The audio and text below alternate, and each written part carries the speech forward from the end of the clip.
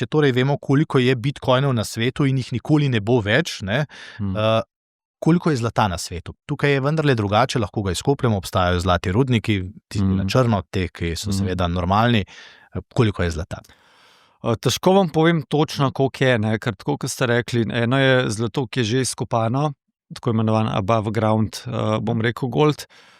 To nekako si lahko predstavljate, da tega zlata je približno kocka s premerom 21 metrov, kar načeloma malo več kot ta studija, no?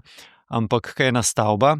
Naj bi ga bilo še nekaj, kar v zemeljski skorji, v vodi in tako naprej, ampak v bistvu strošek pridobivanja zlata ekstremno pol se povečuje, ne.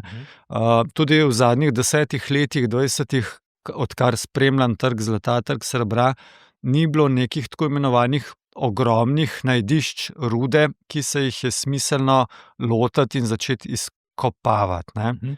Bilo je par takih, bom rekel, velikih medijskih objav, ki so se pa izkazali za neresnične. Tako da dejansko se lahko za srebro konkretno povem, zadnjih 5 let več srebra porabi fizičnega kot nakoplje, ne. In novih nahajališč ni, bom rekel, na vidiku, ne. Tako da, ja, odgovor je v bistvu relativno, bom rekel, redek element ali pa vedno bolj redek, bolj kot nafta, bolj kot redke zemlje, recimo je zlato in srebro redko, ne.